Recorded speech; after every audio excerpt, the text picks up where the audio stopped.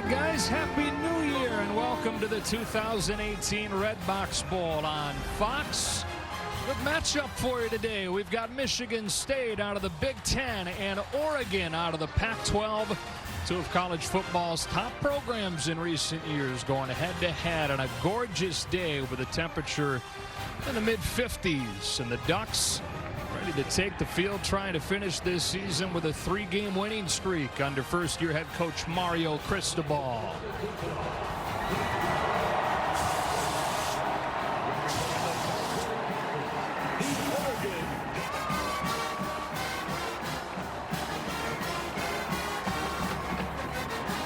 Welcome inside. Glad you're with us today. Joe Davis, Brady Quinn, Bruce Feldman joins us in just a moment. Two really good programs going at it today. In the case of Oregon, I guess it's already kind of been a pretty good bowl season. They've got a guy that a lot of people consider one of the top quarterbacks in the country, Justin Herbert, has already announced that he's coming back for his senior year. He's been great all year as a junior. Yeah, he did it a day after Christmas, so a little late Christmas gift for the Oregon fan base and head coach Mario Cristobal. But this kid's got it all. He oozes with talent. And really, when you look at him, he's tall, he's strong, he's a better athlete than I think this offense really showcases in his ability. But what stands out the most to me is he's consistent, and he's able to drive the ball down the field and make the big plays with some of those speedy wide receivers they have on the outside. So it's going to be a tough matchup for this Michigan State defense. But really what stands out to me about this Oregon offense is their running backs. You look at both Verdell and Dye. They go about in different ways, over 700 yards each this season. They've been incredible. That's going to be the challenge for this Michigan State defense that's #1 in the country. Yeah, so these guys have been good running the ball, but they have not faced a defense like Michigan State's, quite simply because there isn't one as good against the run as the Spartans have. And that's been the blueprint for head coach Mark D'Antonio for Michigan State since he's been here as head coach. It's always an extra defender in the box to stop the run. It's how disciplined they are. They have good fundamentals. They have good technique. And these guys are blue collar. They're going to come after you and try to be the more physical team in this matchup. So it's going to be a great matchup between the rushing attack for Oregon, looking at this Michigan State defense and see who wins the battle. Before we do, we go down to the field for the first time today. Here's Bruce Feldman. Hey, Joe, back in mid-October, Michigan State quarterback Brian Lewerke suffered a shoulder injury that really hampered him for the second half of the season. He said he would get a shooting pain that would go down his arm every time he threw the ball, and it really affected his arm strength, and then it affected his confidence. And he said it was really one of the hardest things he's ever had to go through to deal with this kind of adversity. However, in the past 2 weeks, he said his shoulder has healed up quite a bit, and the juice has returned to his arm. Mark D'Antonio told us, he goes, I think he's got his mojo back. When I talked to Michigan State offensive coordinator Dave Warner, I said, does his confidence definitely back? He goes, I sure as heck hope so, but we're going to find out today when they play Oregon. And look, when your shoulder's bothering you, not only does it take away from your confidence and your arm strength, also your accuracy. I mean, you got to change the way you're putting the football out there, too. I dealt with it throughout the course of my career, both in college and in the NFL, and it's a tough thing to battle through as a quarterback. Spartans won the toss, deferred to the second half, so it'll be Oregon to start with the football. Here in the Redbox Bowl, and off we go from Santa Clara. No Tony Brooks James for Oregon today, so it's Jalen Red getting his chance on this return and bounce into the outside to give the Ducks good starting field position. And here he comes, Justin Herbert, who many said had a chance to be the first quarterback selected if he decided to come out this year. But as we talked about, he announces the day after Christmas he'll be back for his senior year in Eugene. And I think you can see why people have that opinion of him. He's got a high football IQ. They ask him to do a lot as far as identifying things in the run game as well as pass protection. He's got an incredibly strong arm, and you're going to see it throughout the course of the game. And he's a really good athlete. That's one concern for this Michigan State defense is when he takes off in the quarterback run game. Start out of the pistol as they often do, and they have Herbert rolling, getting downhill and throwing for Dylan Mitchell. That is incomplete against his Michigan State defense, which is really the reason that they've been able to win 7 games despite an anemic offense. #1 run defense in the country, one of the top defenses overall. And missing one of their top defensive players in cornerback Justin Lane. 2 plays, 2 throws. Herbert down the sideline, a jump ball, and it's broken up by one of the replacements at corner, and Josh Butler, as that ball went for Johnny Johnson, and it's 3rd and long. And for an Oregon offense that typically runs the football early and often on first and second down, they've clearly wanted to open some things up, utilize their quarterback who's decided to come back for his final year at Oregon. Ducks don't waste a lot of time. Right back on the ball for 3rd and 10. Spartans show pressure, then back off. So 7 in coverage. Herbert on the corner route. Incomplete. Dylan Mitchell wanted a flag but won't get it with a coverage from Xavier Henderson. And 3 plays, 3 incompletions to start the day for the Ducks. And a drop on the first one, but this one's just a shot downfield in the corner route. Looking for Dylan Mitchell. He gets tripped up with the true freshman safety, Xavier Henderson. Ball was in a decent spot. If Mitchell can keep his course and not be held up, maybe a shot at catching that one, but clearly trying to demonstrate the arm strength, the ability for Herbert to stretch the field. First chance today for Jalen Naylor, true freshman. First chance this year in the return game. Blake Mamone's punt is a line drive, and Naylor from the 30 is bottled right up. And so here come the Spartans for the first time with Brian Lewerke. As Bruce mentioned, that shoulder injury in mid-October against Penn State. In and out of the lineup since. And today his first action since early November.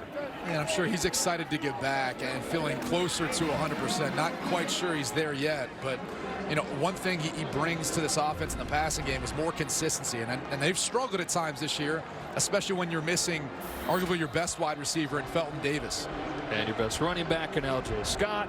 Well, he's back to your top lineman. I just mean over the course of the year, it is unbelievable what the Spartans have gone through as far as injuries. 10 of their 11 starters from the season opening depth chart have missed time, including this guy, L.J. Scott, who Brady is back for one last game as a Spartan. In this day and age where you see a lot of guys avoiding the bowl game to get ready for the NFL, he comes back for the bowl game just to give it one last go as a Spartan. Lewerke looks to throw for the first time. Chased out of the pocket and pulled down from behind by Troy Dye. This is going to be a concern. They've battled a number of injuries this year, but check out right here, inside linebacker. This is just a key blitz. So once he sees the protection settle itself, he's going to find an open gap and find his way to Brian Lewerke. One of the more underrated things Lewerke does is when he does escape the pocket, and they will utilize the quarterback in the run game, in particular on 3rd down for Michigan State. But Oregon's very aware of that when Lewerke leaves the pocket. They quickly face a 3rd down and long. On 3rd and 14, Lewerke tucks it down and will get what he can, which is not a lot. Lamar Winston Jr. with a tackle, and both teams 3 and outs to begin. Yeah, Lewerke actually leads Michigan State in rushing attempts on 3rd down. Not overly surprising when you think about what they've gone through this year. Been in a lot of 3rd and longs, but he's athletic enough to hurt you with his legs. But back to the conversation about L.J. Scott. Yeah. You know, it wasn't just a conversation about potentially going to the NFL. He could have redshirted. Right. He could have maintained an additional year, but instead he said, you know what, I feel like I want to, you know, take a chance at playing in the bowl game, seeing if I can improve my draft stock, and then going on to the next level. It's an ankle injury that he suffered early on in the season, came back for a couple games, then shut it down again before getting cranked up again here for the bowl. Punt down inside the 20, a 48-yarder. Justin Herbert and the Ducks back on offense. No score early on in the Redbox Bowl. Back in a moment.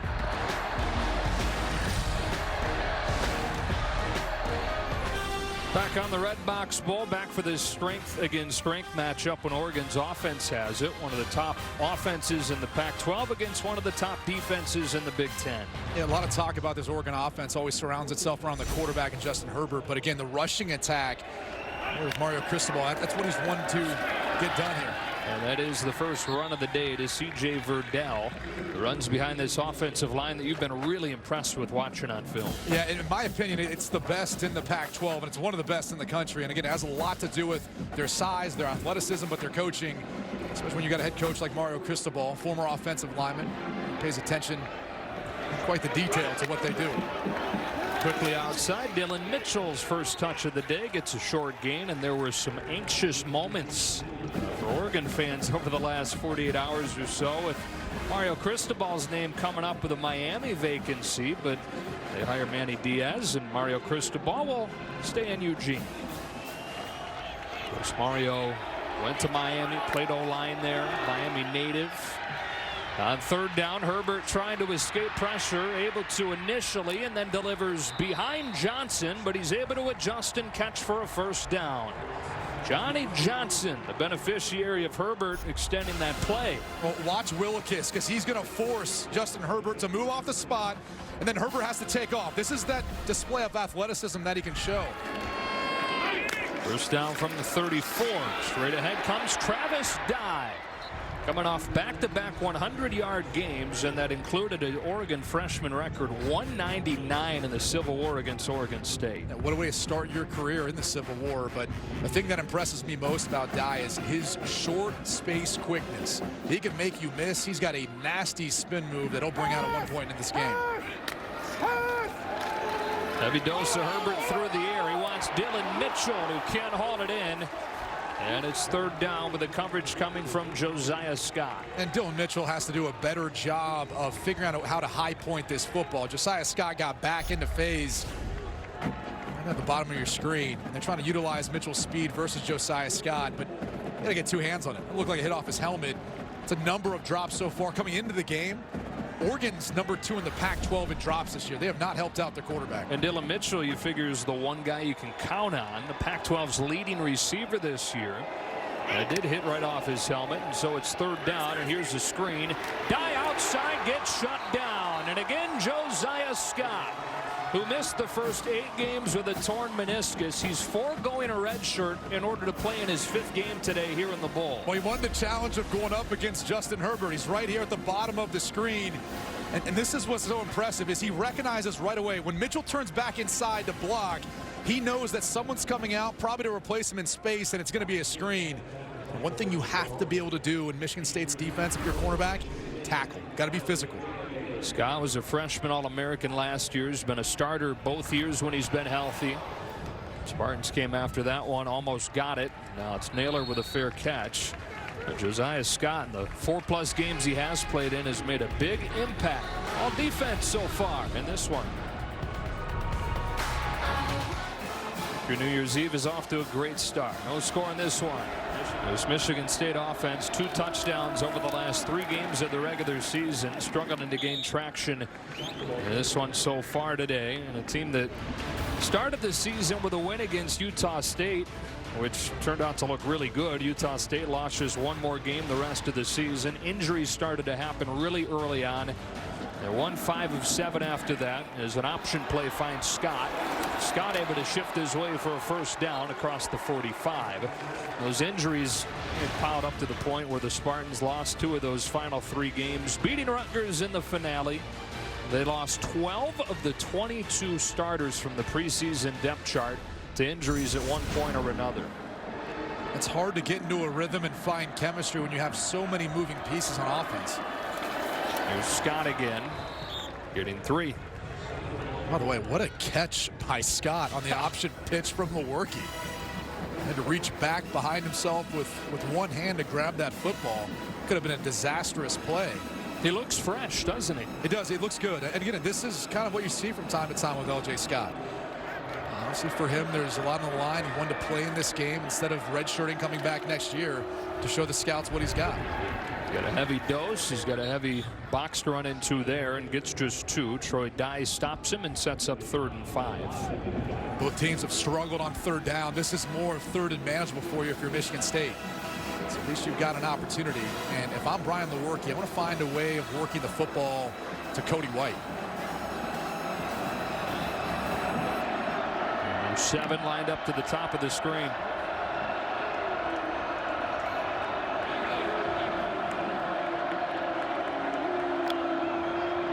On 3rd down, facing a 4-man rush, Lewerke will scramble and get a first down, and then some.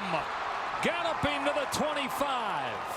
Not seen nearly as much of Brian Lewerke running as we did last year, but he burst for 25 yards and a Spartan first down. Yeah, and he's going to look downfield. He's not going to see anything, and then he's just going to feel the pocket open up, and once he takes off, he's got the speed to hurt you with his legs. Falls just shy of his longest run of the season. This is a flag down as he gets it to Jalen Naylor. Naylor down the sideline is inside the 10. We'll see where the flag is. Naylor with that elite track speed, the true freshman. From Las Vegas, Nevada. Big high school there, Bishop Gorman. Illegal motion.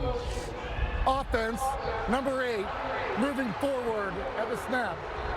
5-yard penalty. Replay, first down. It almost didn't look like at the beginning of the play he was set. Let's see right here. Yeah, and see what he's trying to do there is he's thinking he needs to be on the ball. The tight end in the slot was off, and he realized he probably wasn't close enough. And unfortunately, the timing of it, he wasn't able to get set. Putting a little something on tape for the CFL. Check me out. On first down, they swing it out. L.J. Scott pulled down. What a nice open field tackle by Kolana Apelu. Their second leading tackler despite missing the last 3 games with a fractured leg. And he said last couple of weeks, if I can walk, I'm going to play. Senior out of Hawaii, one of the heart and souls of this Oregon team. It was funny talking to Mario Cristobal. He said they didn't even know he fractured it. You know, that he was playing through it. They knew he was in pain. They didn't find out till after that game that it was a stress fracture. Pressure coming. Lewerke gets rid of it. And there is Cody White getting 6 yards and bringing this first quarter to a close. First drive to move into opposition territory. Spartans will have it 3rd down and about 5 from the Oregon 20 when we start the second quarter of the 2018 Redbox Bowl.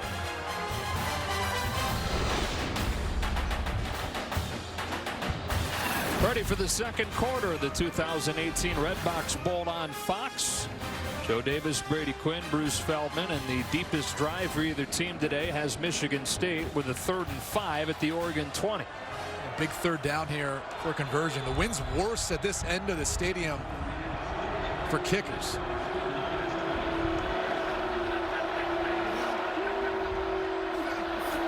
Lewerke drops a snap, trying to find it like a bar of soap. Finally does and heaves it wildly. That one is intercepted. A poor decision from Lewerke. And the Pac-12's leader in interceptions, Javon Holland, comes up with another. I think this play just kind of epitomizes the season for the Michigan State offense. It starts off with the bobbled snap, and it's accurate. It's just Lewerke mishandling the football. Then that oblong-shaped ball that just hasn't bounced the way for Michigan State this year. Lewerke doing the best he can to throw it away because he wants to stay in field goal range. Unfortunately, just not enough arm strength to get it there. And Holland on the other end making a ridiculous play. Look at him undercut Naylor. Wow. True freshman on true freshman. That's a heck of a grab. For his 5th pick this season. Local guy out of Pleasanton, California, about 30 minutes from here. So he gets the ball back to Justin Herbert and the Ducks offense at the 16-yard line. Heavy pass so far from Oregon. Here they start this drive on the ground, and C.J. Verdell gets blown up. Raekwon Williams was the first man to get a hold of him. Said heavy pass, but in this personnel grouping, typically heavy run. They show their hand when they get in these 2 tight end sets. Typically run the football almost 80% of the time. Now they're going back to a 3 wide receiver set, which is more pass heavy. Tendency holds with a play action pass. Herbert had a man in the flats, instead throws across his body for a first down to Jalen Red. And this is part of the skill set that makes you so impressed with Justin Herbert. Not easy to do, throwing back across your body. All your momentum's going one way, you're getting the ball the other way. Here's Verdell powering his way across the 35-yard line and nearing 1,000 yards here in his redshirt freshman season. Trying to become just the 3rd Duck freshman with 1,000 yards, and it would be some pretty darn good company. LaMichael James and Royce Freeman, the other 2. 2nd and 2, takes the fake that opens up a man over the middle. That is Jacob Breland. First down into Michigan State territory. It's all about the play action pass fake that allows Breland all this space. Watch the linebackers, Joe Bacci, number 35 in particular, kind of sucking up on it. And then you have Breland with all this space in behind the Michigan State linebackers. Junior tight end moves it into Spartan territory for the first time today. And on first down and 10, Herbert in the roll. They'll get it off quickly, but it's dropped by Verdell. Well, the fourth drop today for the Ducks. A lot of drops. And that was a tough catch for Verdell, but the play was blown up by Kenny Willekes. And you can't say enough about Kenny Willekes and what he's meant to this defense over the past 2 years. Been one of the more impactful players when you look at his play, both versus the pass and the run. Pesters opposing quarterbacks. He gets in the backfield, chases things down from the backside. Second and 10, it's Verdell. Hit at the line of scrimmage. For more on Willekes, down to Bruce. Guys, really interesting story. This kid didn't even have a FCS offer out of high school.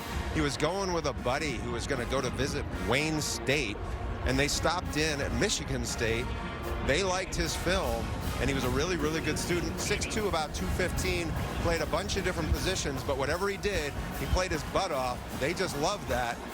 Really, really relentless kid who's grown about 2 more inches and plays really fast, and he's become an All-American. Great story here. By the way, grew up without a television in his house. Pretty interesting on that front. Rockford, Michigan. Third down and 10. Spartans bringing pressure. Herbert steps into a deep ball. End zone, Mitchell! Incomplete. Sprawling attempt to pull it in, but ultimately it hits the ground, and it's fourth down. Boy, that one had some hot sauce on it. And I didn't think Mitchell was going to be able to get there, but he sped up at the end, made the extension, and just couldn't hold on to the football. Look, would have been a great catch, but the Pac-12's leading receiver, the only guy you've been able to rely on in the passing game this year, you kind of expect him to make that catch. And that's the second play we've seen that he has not made down the field. We saw one bounce off his helmet earlier. Just this Oregon Ducks group of wide receivers, tight ends have let him down so far. Nice putt there from Tom Snead. And it's downed inside the 1. Oh, now they signal a touchback. I think they the ball say, over the line. Yeah. They had a shot that I think pinned as deep as you can get it, but it sneaks its way to the goal line. The Spartans will have it when you come back. So first and 15, and L.J. Scott looking for room over the left side, which he won't find. I feel like Michigan State fans all want to use a GIF right now of Michael Scott from The Office just staring at the camera. Well, I mean, it's never good when your pulling guard, in that case Kevin Jarvis, isn't leading your running back. Your running back's in front of the pulling guard. Yep, that's backwards. It's usually not a good sign for a play, but they do need to continue to run the football. O.J. Scott's been effective today, but they haven't stuck with the run enough. Got 40 yards. Takes a fake here. Lewerke's in trouble before he can even set his feet. Able to get rid of it, and Cody White pulls it in. There's just no room to stand in there if you're Lewerke. He's lucky to even get it off. Yeah, and just watch the pressure created off the edge. Everything's collapsing. Bring a Pelu up the middle, too, to get Lewerke off the spot. And he's going to have to continue to make plays, moving in the pocket and taking off when it's there with his feet. Longest play of the day for the Spartans was a Lewerke scramble that went for 25 yards. Here on 3rd and 6, he's facing pressure, which is picked up, giving him time to hit a crossing White. And a first down for Michigan State to the 40. And that was a simple mesh concept, and it's best utilized when you're getting man-to-man coverage because it allows a natural pick. So once Cody White comes across the field, he's going to lose Lenore and all that traffic. That's how you can find a way of creating separation if your wide receivers are struggling to do so. Third catch of the day for White. Play action on first down. Lewerke will throw that one into the dirt. The feet of the tight end, Matt Sokol. Never a big fan in college football of booting into the boundary. So you fake one way, then you run on the short side of the field. It limits your opportunity to find space, especially in college football where the hashes are so much wider. I'm a big fan of that.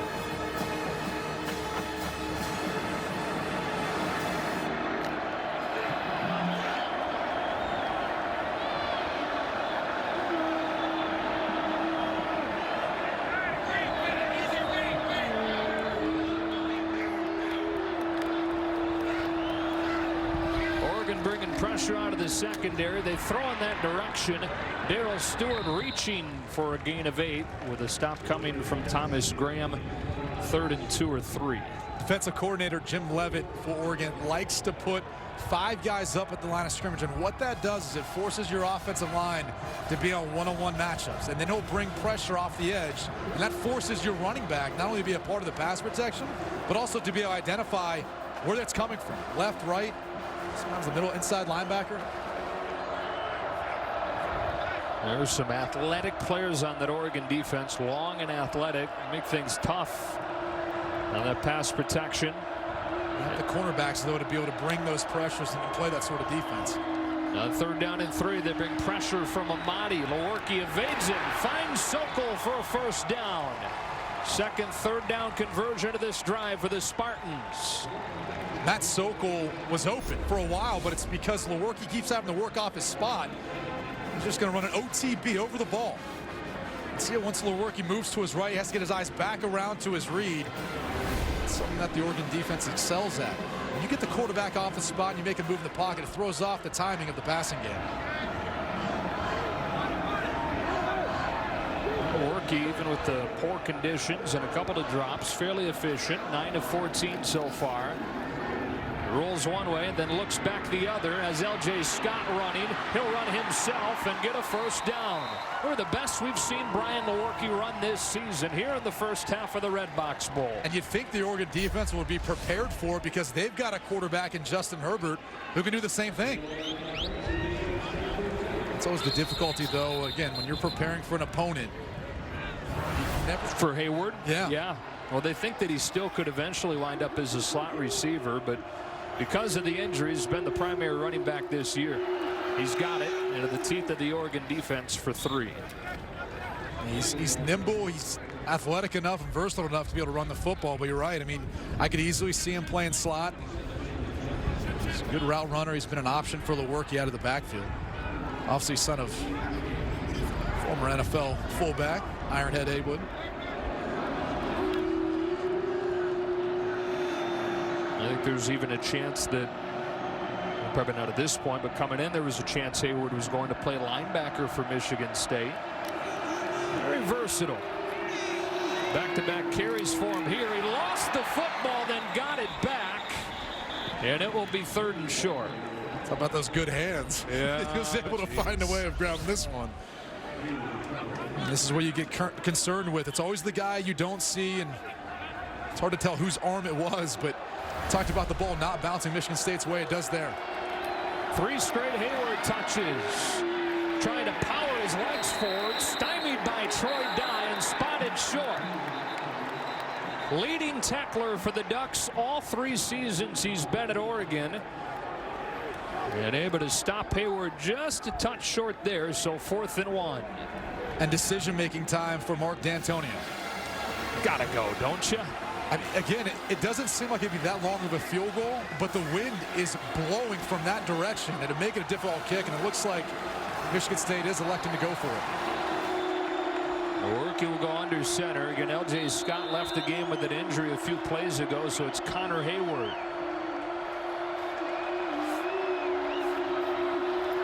It's a play-action pass. He lets it go, incomplete. He was pressured off of the edge, was never comfortable, and a turnover on downs for the Spartans.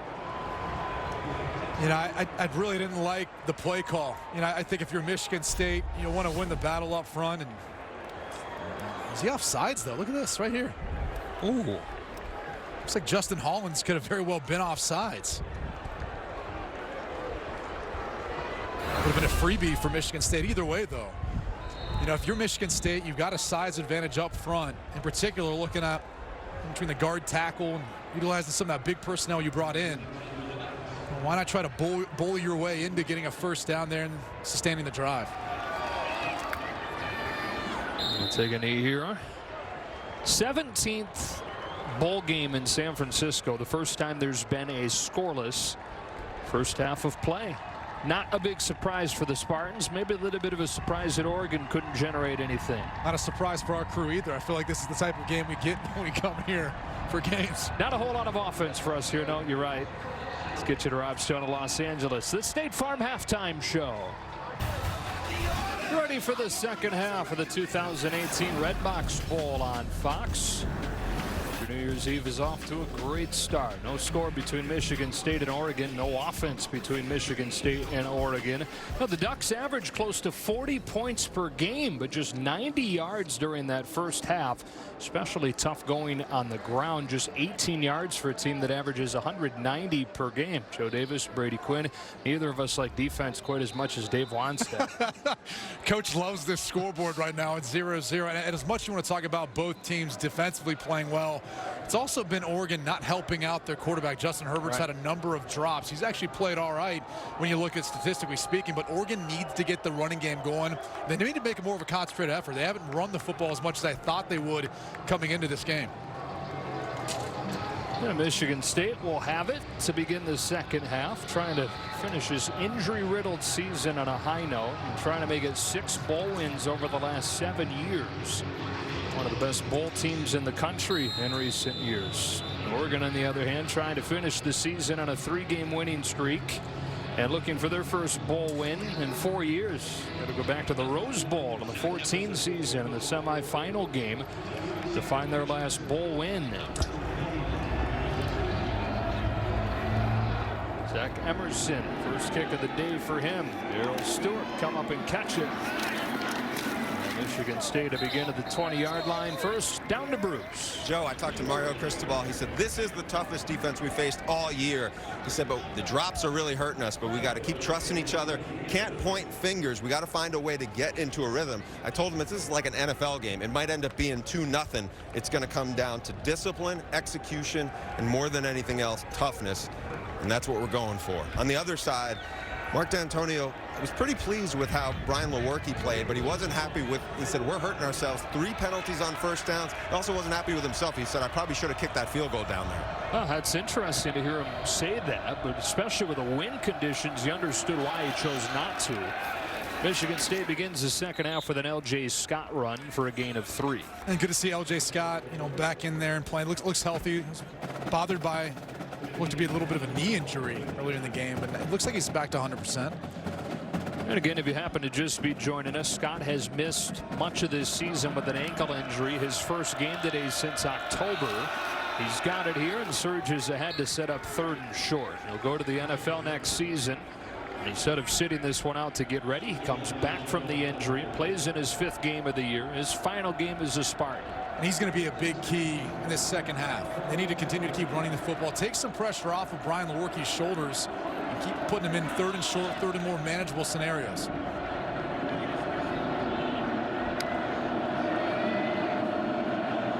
Oregon showing pressure up the middle. They've brought it a bunch today. Their D coordinator, Jim Leavitt. It comes down to really, for Brian Lewerke, who wants to work in the matchup. Darryl Stewart's one of the key targets on 3rd down. Wind up rushing only 4. Lewerke steps up. He's going to run for a first down. And this has been Michigan State's best offensive weapon today. Brian Lewerke on the ground, running for 18 yards and a first down. Well, Pello had an opportunity, but he missed the tackle. Watch number 39 right in the middle of your screen. Once Lewerke takes off, Pello's responsible for him. But Lewerke, a bit of elusiveness and lowering the shoulder in the secondary. And this is what we saw from Brian Lewerke last year. Saw him taking off more, utilizing his athleticism. Just hasn't been healthy enough this year to do it. He's got it here off of the read play for 2. Yeah, he ran for close to 600 yards last year, but then said, Brady, that one of his focuses coming into this year was hanging in the pocket a little bit longer, and thinks that he maybe took that too far, below 200 yards this year.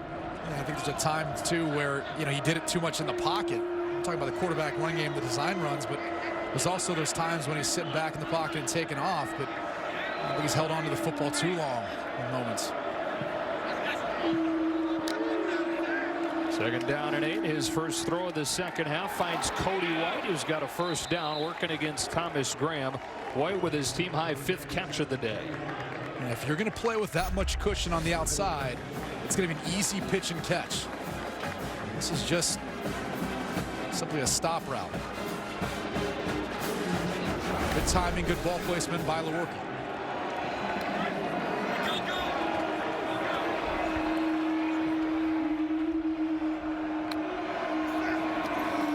option play. Lewerke at the last moment gives it to Scott, who staggers forward for 2. If he could have kept his feet too, there was more yards to be gained, but you can credit Lewerke. He baited that defender into taking him so he could pitch it off to LJ Scott. Junior out of Phoenix, Arizona. Took over as a starter as a freshman before breaking his leg. Full-time starter last year and had such a good season. Second most total yards in Michigan State history last year. Capped it off with a great bowl game. He's the MVP of the Holiday Bowl for Michigan State. Here's Scott. Hard running for a first down. Longest run of the day for Scott goes to the 27. And when you bring a pressure off the edge like Oregon did, you're going to slant your defensive front, and because of that, sometimes it creates natural seams.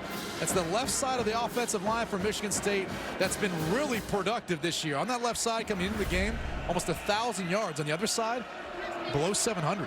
Which is, it's interesting because it's been different guys each game with all the turnover they've had with injuries. Lewerke rolls and then sets his feet, going back shoulder for White, and another Michigan State first down. The question is whether or not he caught this. Low to the ground. I thought he got his hands underneath. Let's take another look. Yeah, clearly, the ball never even touches a blade of grass. One-on-one to the end zone, and incomplete with the coverage from Graham on Jalen Naylor. Wanted a flag, and so did Lewerke, but they won't get it. Yeah, both sides there fighting for the football. I think Graham was able to get his head around at the end enough to not force the flag. See how he tries to find the football, and at that point, he's allowed to. As much as you might say he's impeding Jalen Naylor's ability to make a play on the football. At that point, it's anyone's game.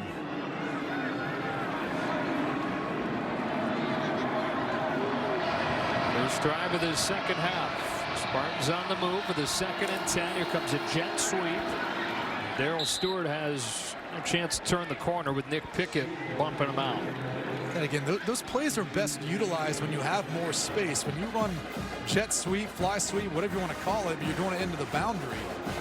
It doesn't give your playmaker enough time in space to make a move.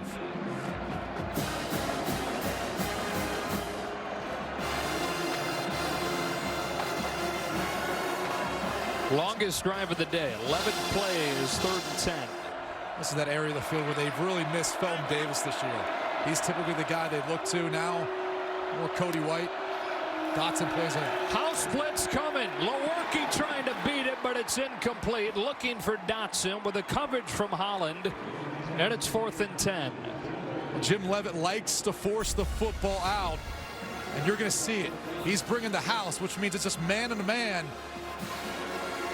And Dotson does a good job getting inside of Holland. He's got inside leverage. Typically tough to do. The ball thrown just too far out in front, not enough on it. It's usually because you can't set your feet when you're dealing with the house splits. The defense is going to have that extra defender. How about the year Matt Coughlin's had? 16 of 19. This one from 34 yards. And we've got points in the Redbox Bowl as Coughlin knocks it through to make it 3-0 Michigan State. Somewhere Dave Wannstedt's going to be upset about that. He has just shed a single tear.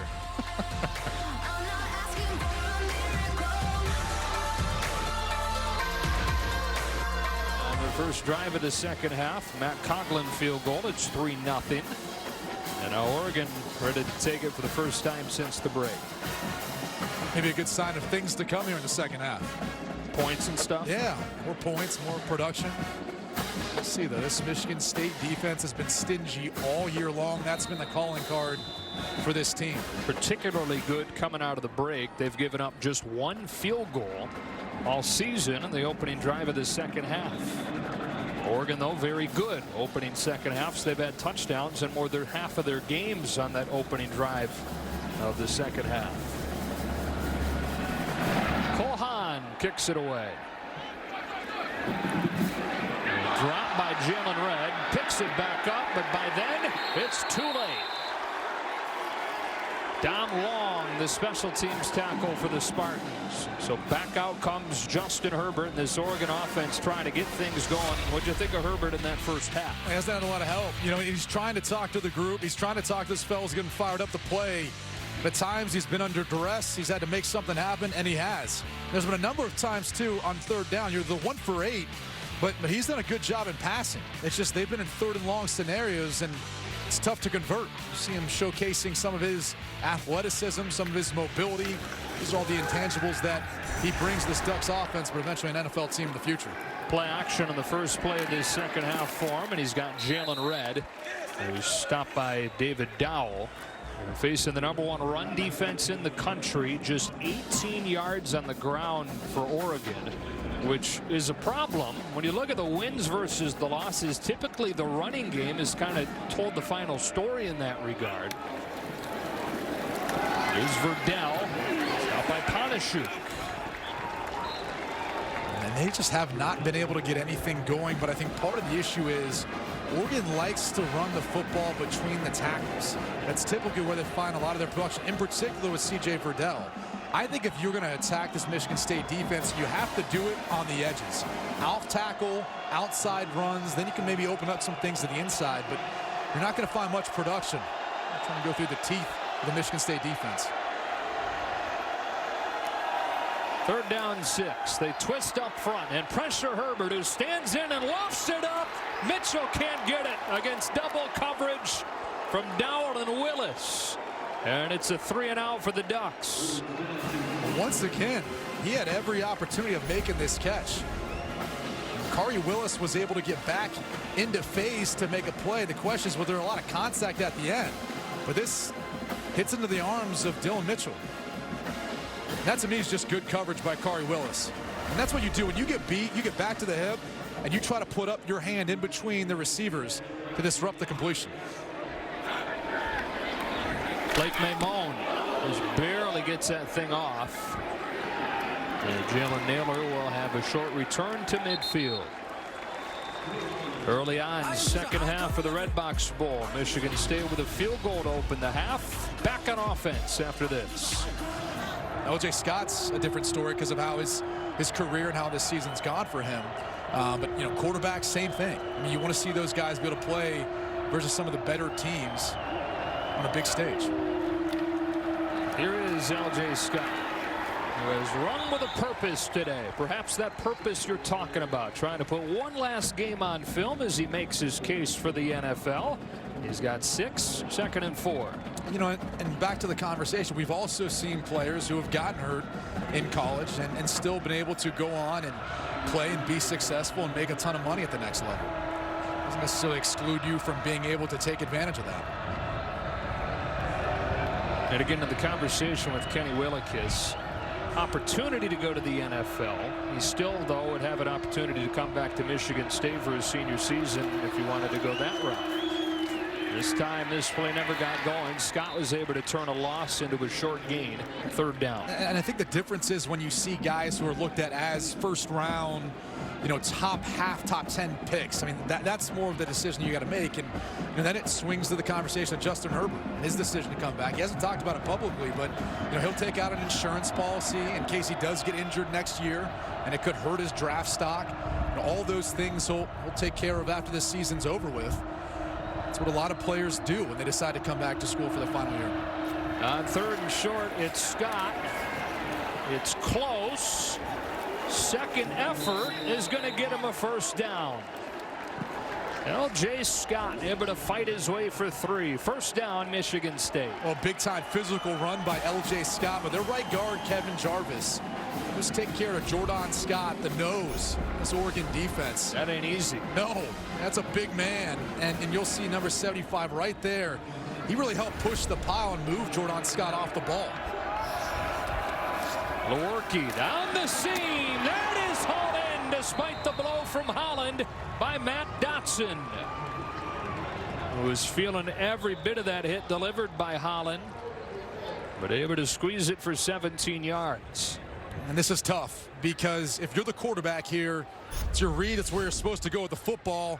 But if you're Brian Lewerke, look off the middle field safety. He stares him down the entire way. You talked about Holland's film studies and one of the reasons why he's able to get such a break. This one, though, is easy. The quarterback stares down a target like that. As much as it's a tough hit that Dotson has to take, that's on Brian Lewerke. Second grab of the day for the sophomore from Kentwood, Ohio.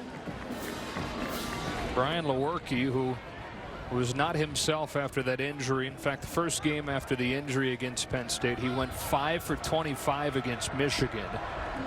Has looked like a different guy today. Pretty darn efficient. Gives it to Scott. He has a short gain.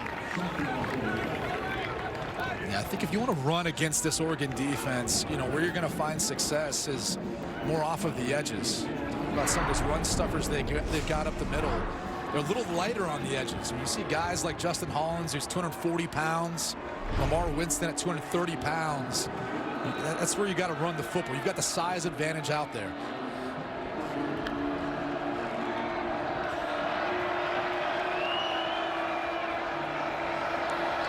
I think if you're Michigan State here, you're getting one-on-one coverage on the outside. Try some sort of two-man route combination with Cody White and Darrell Stewart. Just barely get it off. That is Stewart, but a high throw. Made it an easy play for Ugo Amadi to bring him down.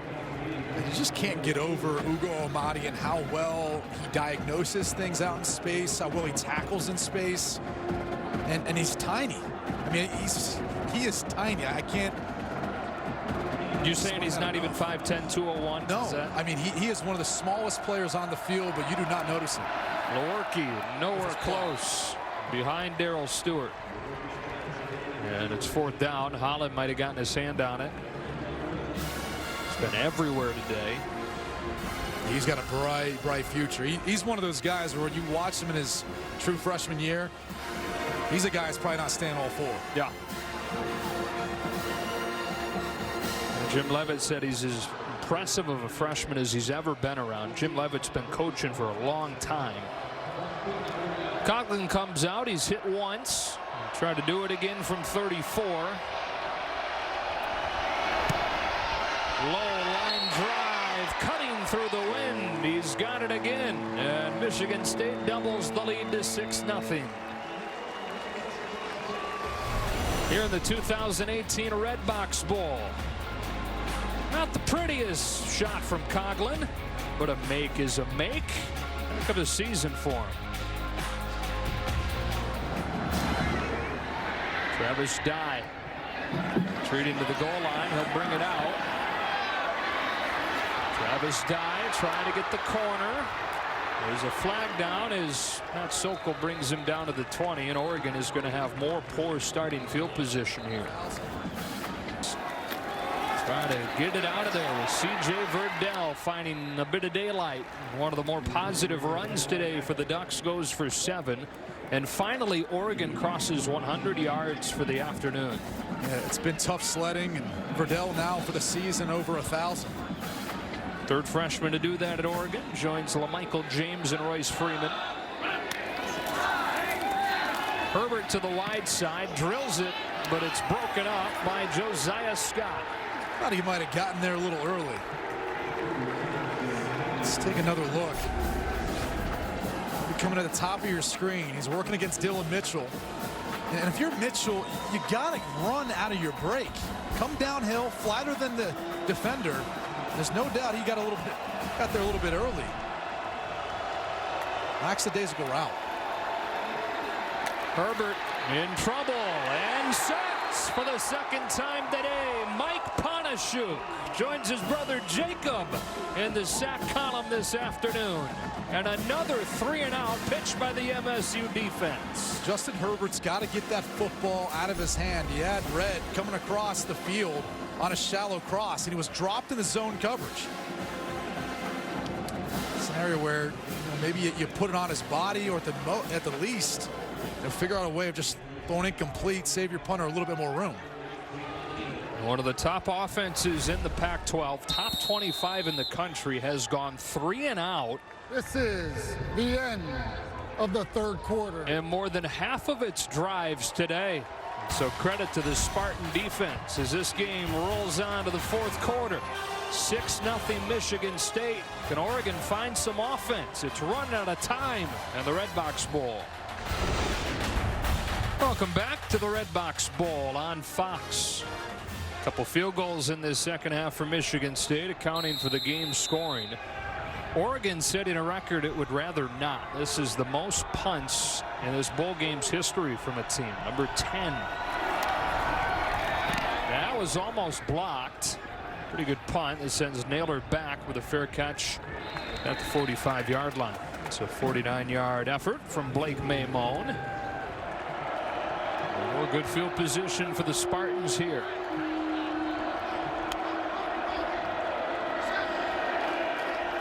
Lewerke looks to throw. Gets rid of it just in time. He wants Cody White. Couldn't get back to the ball with the coverage from Thomas Graham. Yeah, that's just good coverage by Thomas Graham. I mean, he's stride for stride with Cody White down the field. He doesn't feel threatened at all by White's speed. Look at the matchup at the bottom of the screen. As every good cornerback shows, he's not fooled for that stutter go, and he just widens them. See how he gets his body out in front and continually rides Cody White to the sideline. Turns, looks back for the football. Textbook.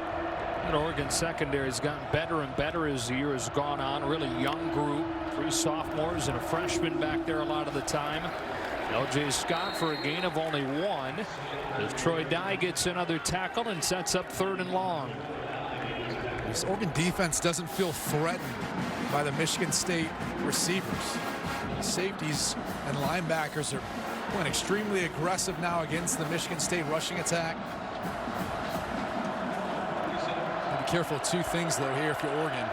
Lewerke taking off, and Darryl Stewart. They're down 14. Lewerke flushed off his spot and tripped up from behind by Lamar Winston. Lamar Winston, for playing that outside linebacker position, he's not very big, but he is quick and he can get up around the edge and retrace his steps. That's exactly what he does here. He's working as Kevin Jarvis, the right guard. He's got almost 100 pounds on him, but he utilizes that speed to make a play.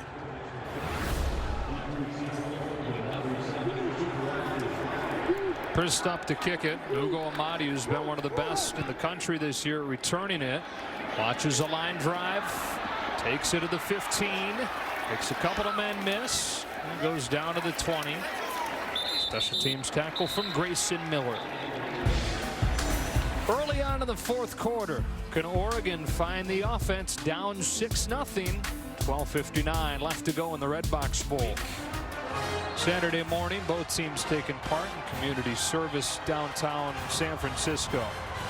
On in the lead up to the Redbox Bowl, which Michigan State leads 6-0 here in the 4th quarter. Joe Davis, Brady Quinn, and Bruce Feldman as Oregon goes back to work from the 23-yard line with a Justin Herbert throw quickly outside to Jalen Red.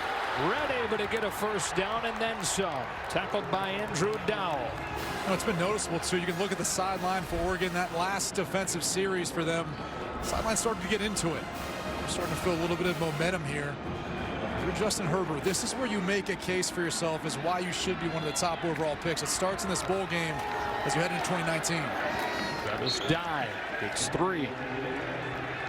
You figure, I mean, an offense that averages close to 40 a game, that it's just a matter of time before they find something. In the second half, just 39 yards. 1 first down. 2nd down and 7 out of an empty set. Herbert down the seam has Red, who's got 2 big receptions on this drive, and the Ducks take it into Michigan State territory. Well, here's the game plan. Let's go to the guy who's not dropping the football. Jalen Red's the only guy who's been making every catch every time the ball's thrown his way. They hurried up to the line, to the air again. Mitchell able to squeeze this one against Josiah Scott. Maybe now it's contagious. Mitchell, who's had a number of drops today, makes a tough contested catch, but credit Josiah Scott. He's been responsible many times in coverage on Mitchell. Deepest the Ducks have moved it today. 2nd down and short. Travis Dye straight ahead for a first down. Boy, he is so nimble. Much the way he can move and articulate his body. seems like this is happening just in an instance. I mean, that's how fast this Oregon offense can operate and how quick they can come back into a ball game. Herbert lofting. Mitchell adjusts. He's got it. Touchdown Oregon to tie the game.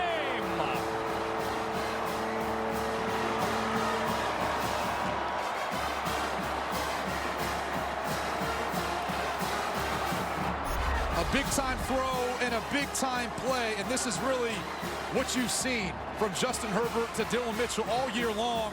One of the best in the country at throwing the deep ball. It's the ability for Mitchell to come back to the football. This time being able to corral it, and I believe he indeed does have possession as he goes in the end zone. So Oregon finds it just in time with 11:19 left to go. Their first points of the day. The first touchdown of this game for either side is Dillon Mitchell's 10th of the season. Extra point gives the Ducks the lead. So Dillon Mitchell, the junior out of Memphis, from Justin Herbert. You know, they had 111 yards over the first 3+ quarters. They go 77 yards in 1:40 there. What changed? Well, I think, again, this offense getting into a rhythm, a couple completions to Jalen Redd. You'd have to love the opportunity that Oregon would have in the Pac-12 next year. Now, the difficulty is the schedule they've got to play. Outside of that, a lot of talent, a lot of experience returning. As the wind continues to whip. A low-line drive kick taken to the 5-yard line. Darrell Stewart has some room. Bounce into the sideline. Stewart across the 35. Good field position for Michigan State. So the Spartans trailing for the first time today. Open this drive with an end around to Jalen Naylor, who gets a block. Then Apelu flies up to stop him on a gain of 3. This is going to be a hard defense to beat laterally, especially with misdirection. You can try, but Apelu and Dye, I mean, linebacker position, they do a good job of running to the football, sideline to sideline.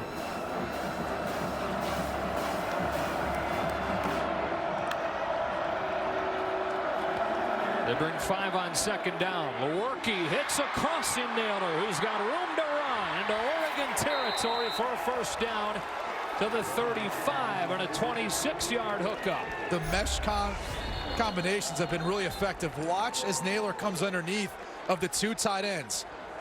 It forces everyone to have to deal with the traffic, and then they send Cody White as well. And you're looking at Troy Dye trying to fight through it, and he can't get there in time. Well, Brian Lewerke and the Spartans trying to respond to Oregon's first score of the day. They're on the move with the first down at the 35.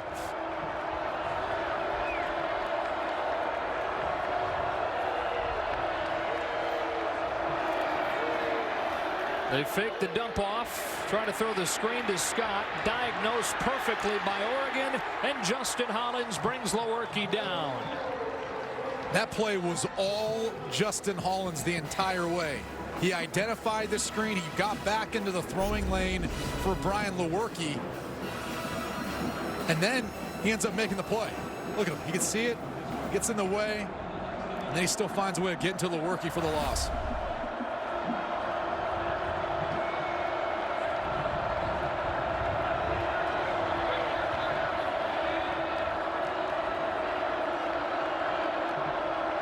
Stewart in motion.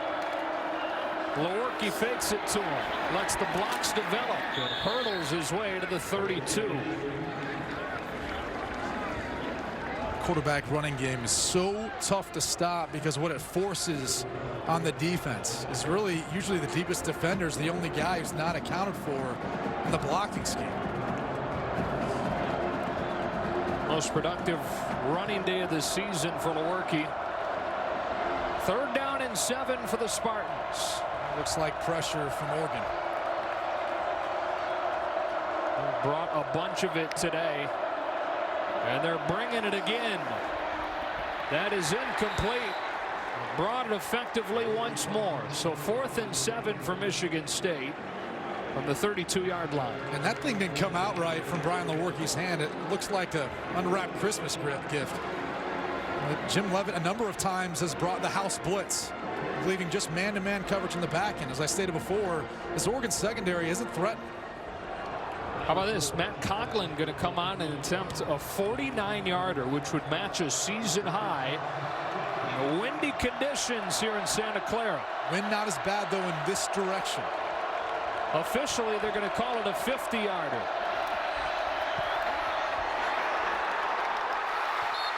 No good. Kept it low, tried to cut it through that wind, but he missed it. Just his 4th miss of the season, and the Ducks stay in front. And this one looks like he pulled it a little bit too. Good snap, good hold. Just can't quite keep it on line. And a huge stop for the Oregon defense now, giving their offense an opportunity to get back on the field and carry some of the momentum they finally built on that last drive. Here's Mitchell. Got a block from Red. They got a nice first down gain. And the key on that play is Mitchell caught the ball behind the line of scrimmage. That then allows Jalen Red to still be blocking downfield before the ball is caught.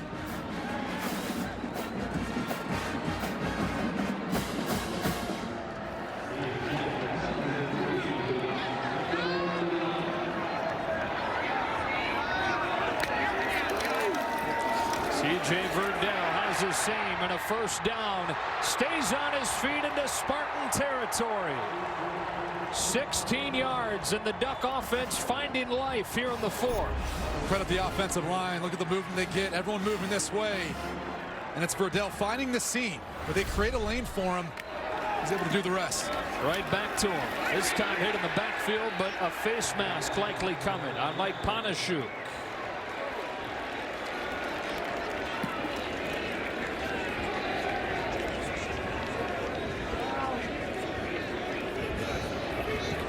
Panashuk did a good job getting in the backfield. Just fortunately, when he went to grab Verdell, he gets that left hand in the face mask.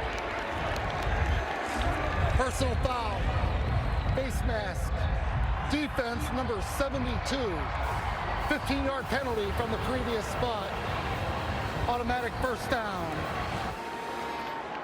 The Panashuk brothers speak fluent Polish. A lot of times they'll speak it to one another during the game, and they say they get crazy reactions from the O-linemen. Yeah, that would mess with me if I was listening to that. Their quarterback here and all that Polish on the other side of the ball. I'm going to mess with that. First down, the Michigan State 30. Keep it in the ground. C.J. Verdell sticks the nose down and gets a short gain.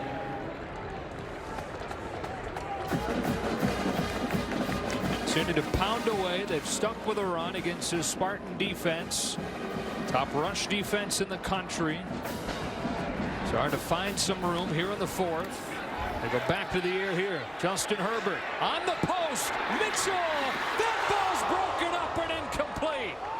Josiah Scott has played a heck of a game and nearly made the play of the game for the Michigan State defense. Instead, 3rd and 8. This was almost a ridiculous play by Josiah Scott. Watch the matchup at the bottom of the screen, and the ball's thrown just a little bit underneath, and that's what allows Josiah Scott to recover and almost make a ridiculous play. Look at that, batting it up to himself. He wanted this challenge against Herbert, and he showed up.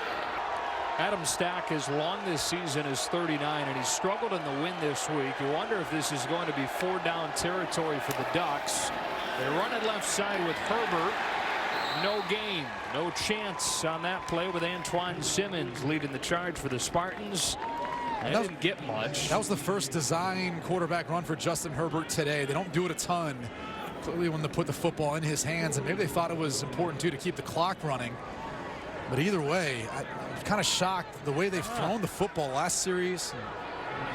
Go with the arm of Herbert, not the legs. They're going to give Stack a chance. Again, his long is 39, and now they shift the formation and have the punter Blake Maimone ready to take this snap. There's a lot going on here, and Maimone will look to throw. The high school quarterback never gets the opportunity. Andrew Dowell shuts it down, And Michigan State takes over at the 35. I hate everything about that last play. You've got what some people believe to be what could have been the #1 overall pick in this year's draft, or maybe even next year's, and instead a 4th down play. You want a fake punt, fake, I'm not even sure what you're calling this, considering you're using your punter. I get the background, and maybe you're trying to catch Michigan State off guard. This is a well-coached football team with Mark D'Antoni. You're not going to catch them or surprise them with that sort of play. So you just would have kept the offense out there if you're going to go for it. I mean, you've got a much better shot at getting it, putting that ball in Justin Herbert's hands than your punter. And so 6:31 to go. The momentum shifting back to the Spartans here. Lewerke well protected on 1st down, but the coverage downfield tightened, so Apelu comes up and gets him. And we go down to Bruce. Guys, Ugo Amadi, Oregon's senior safety, who's really the leader of this team. He went back to the locker room.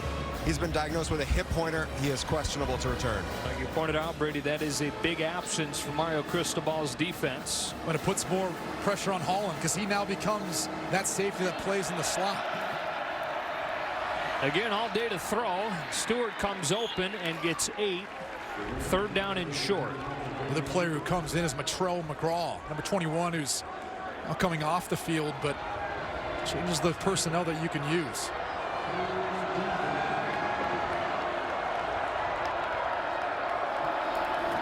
L.J. Scott looks like he got it off with that 2nd effort. He did. 1st down, Michigan State. The 5.5-minute mark. You've got plenty of time. Absolutely down 1. Coughlin's been good with the exception of that last kick. You have to get it a lot closer than you did the last time, which was a 50-yard attempt.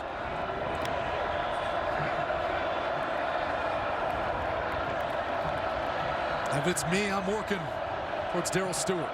He's going against Holland, the true freshman. He's had a great game. He's in an unfamiliar spot, playing over the slot. Scott hit at the line of scrimmage. Gary Baker, junior defensive tackle. Inside 5 minutes now. 2nd and 10. And Ugo Amadi, back in the game for the Ducks. Maybe you want to test him. See how he's feeling, see how healthy he is. He's lined up over Darrell Stewart. Lewerke looking short side. Double clutches, now takes off. He's done this effectively today. Does it again for 8 or 9. And it's 3rd and short. It's the same concept that hit Jalen Naylor on before. That shallow cross with a mesh where he gets a rub. Looking for Stewart working against Amadi, but Amadi with good coverage. L.J. Scott. Again, it's going to be close. Looks like reaching that ball out. Might have gotten him the 1st down. Any momentum that was built a couple series ago by the defense getting off the field after the Coughlin miss, and the offense a touchdown 2 series ago. The shoulder injury. Performance not what he had last year. Finds Darrell Stewart, who's out of bounds after 6 or 7. Trying to lead the Spartans to the go-ahead score here in the final minutes.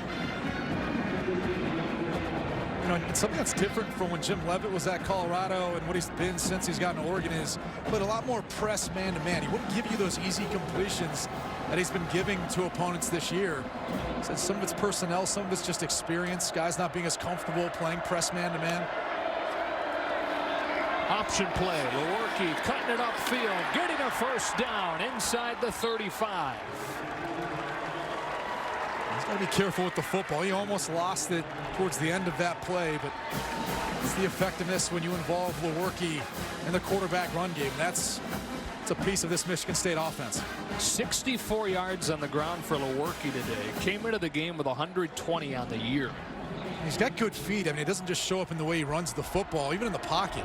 I love the way he can move around and reset his feet, snap them around to address throws. More than 6 minutes on the clock when this drive began. The Spartans moving it down the field, and they looked for Cody White here, but he couldn't pull it in. Nice job by Thomas Graham to fight through the block of Darrell Stewart. And the spotlight back on Matt Coughlin. who missed from 50 on the Spartans' last drive.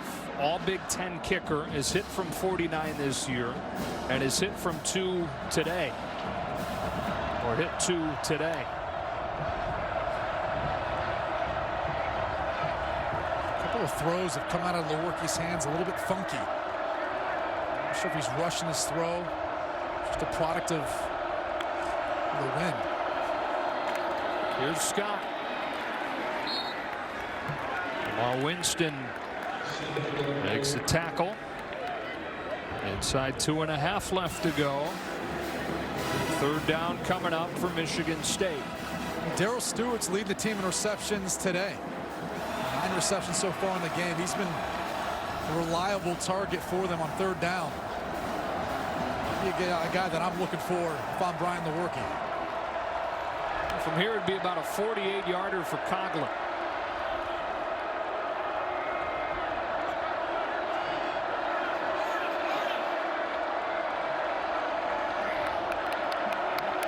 On 3rd and 8, the Ducks bring pressure. Lewerke lost it, was able to get back on it. He was sacked by Justin Hollins, losing a yard, and it's 4th down.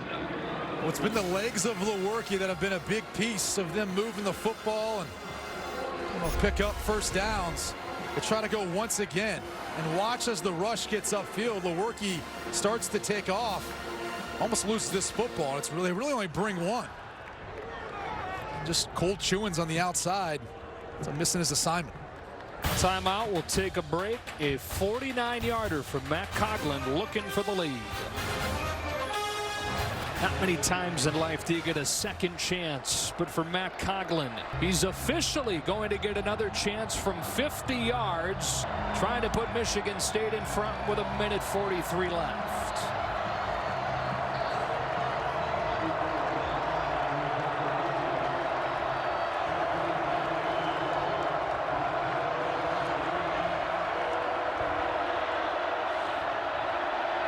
Out of the hold of Brian Lewerke. A low snap. Lewerke picks it up. Fire drill is on. He won't even throw it away, and he's thrown out of bounds with 1:35. Go ahead. A blunder on special teams, and this has been the story the past 2 series. You said it, Joe. A low snap. Lewerke bobbles it, tries to get up the best he can. At that point, Coughlin's already stopped his approach, and there's no way he's going to have enough leg at this point to be able to gain enough momentum and be able to make it through for a 50-yarder, which would have been as long. If you're Brian Lewerke, you just got to throw this thing up and hope that someone downfield can make a play for you. Nothing to lose at that point. The only problem was Raekwon Williams, their defensive tackle. He was the only guy who released downfield. The pass made it beyond the line of scrimmage. The passer was out of the pocket. It's a turnover on downs. 1st and 10. Well, the one thing Michigan State has going is they do have all 3 timeouts. But an Oregon offense that has figured it out just in time the last couple of drives. They go to Verdell, who's shut down by Panashuk. And quickly, Michigan State uses the first of those timeouts. 1:32 left to go. They lost 2 on 1st down. Spartans with 2 timeouts remaining. 2nd down and 12. Travis Dye in the game for C.J. Verdell at running back. He's got it. He gets back 1 or 2. Raekwon Williams with a stop. But it's gone perfectly so far for Michigan State's defense on this drive. They use their 2nd timeout, and it'll be 3rd down. Any chance you're putting it in the air here if you're Oregon? You trust your quarterback enough. Problem is you're going against tight man-to-man coverage. It's always hard to do. Spartans showing pressure. They do run it with Dye, who gets crunched after a short gain. Brandon Boyer Randall brought him down.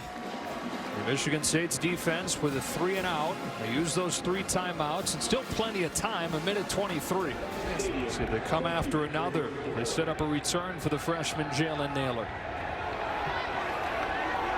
They're making it look like they're bringing it. They do. And Moan able to get off a line drive, and so Naylor has a chance, but he lost it into the hands of another Spartan. They dodge a bullet there off of of Naylor's hands into the hands of Shakur Brown, who's Johnny on the spot. Unbelievable. I mean, I don't know how many times you could ever imagine a player who's really down there blocking for his teammate, hoping just to create a lane for Naylor to return, and then you end up with the football in your hands. What a heads-up play by Shakur Brown, the redshirt freshman at Stockbridge, Georgia. So here we go with 1:12. Michigan State at its own 42, down 1, out of timeouts.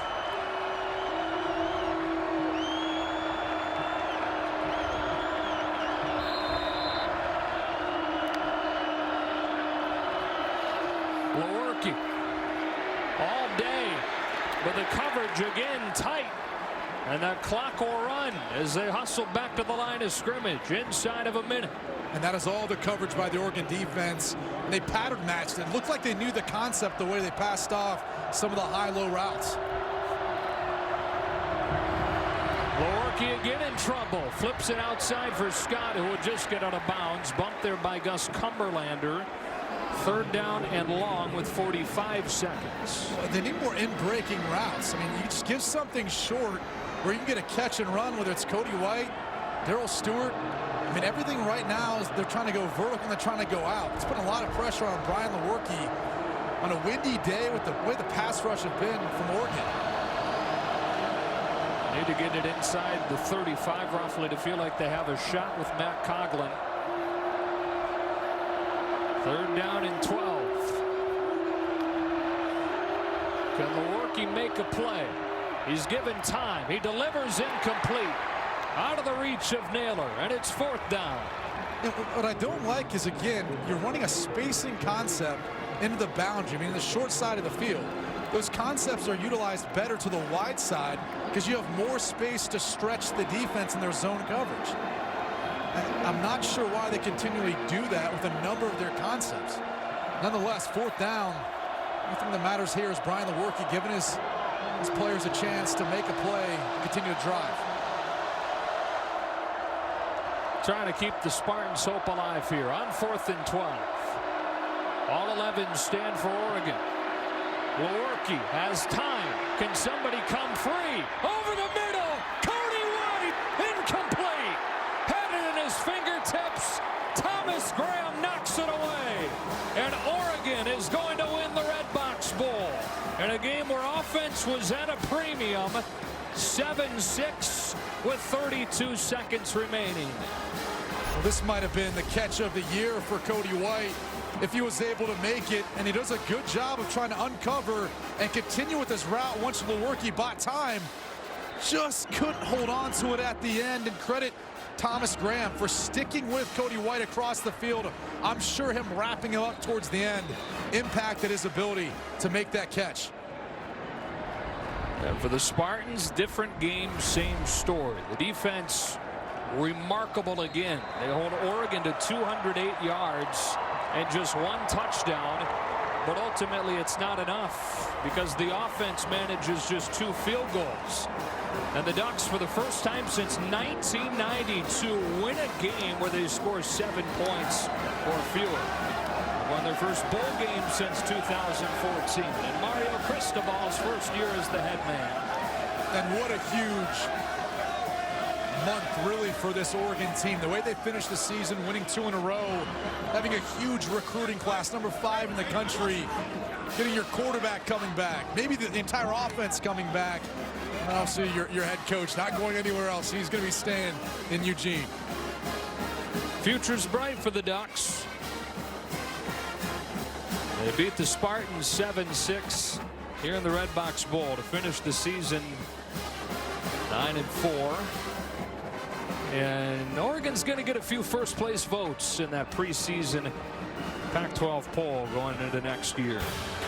To take a break, get the trophy presentation after the Gatorade bath here in Santa Clara. 7-6 the final. The Ducks take the Redbox Bowl. Bruce is ready down in the field for the trophy presentation. Thanks, Joe. Standing here with Galen Smith, who is the CEO of Redbox, who has some words. Come on, come on! This thing will collapse. This thing will collapse. You gotta stop. It's a little chaotic up here. Hey, we're so excited to sponsor this on behalf of Redbox and all of our employees across the country that make new releases available for the cheapest price. We're proud to award the 2018 Redbox Bowl trophy to Mario Cristobal and the Oregon Ducks. Congratulations, Coach. Hey. Look. Wait, hey, hold up. Making sure we're listening. Yo. Hey, let's all turn around and give it up for our fans that made it all the way over here, right there.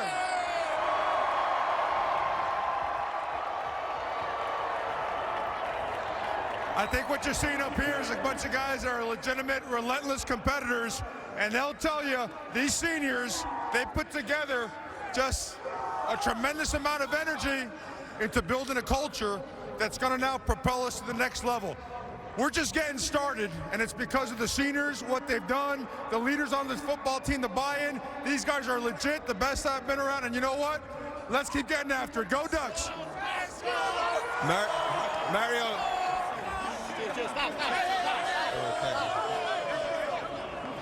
Mario. Mario, this has been a very emotional weekend. A lot of people 24 hours ago were afraid you weren't going to be here. They thought Miami job comes open, but you told them you're all in. What did you tell these guys yesterday, and what does this mean as a springboard for this program? Well, I think they'll tell you. I mean, you know, we start off the morning on our way to practice, and it got noisy out there, and I get it. You know, when you're in a lum of a place and things happen, there's going to be noise. And when we felt there was kind of a distraction, we got at dinner, said, hey, man, if there's any noise out there, let's be clear. I'm a Duck, and we're going to take care of business. All right, thanks, Coach. Joe, back to you. All right, Bruce, congratulations to Coach Cristobal and the Ducks. Congratulations to Bruce holding onto that microphone for dear life. A lot of guys trying to take it from him. He was not about to let go. 7-6. Final score, Dylan Mitchell with the lone touchdown of the game takes home the offensive MVP, and Oregon finishes the season on a 3-game winning streak. Thanks for joining us. Happy New Year. So long from Santa Clara. Hope the 2019 gets off to a great start.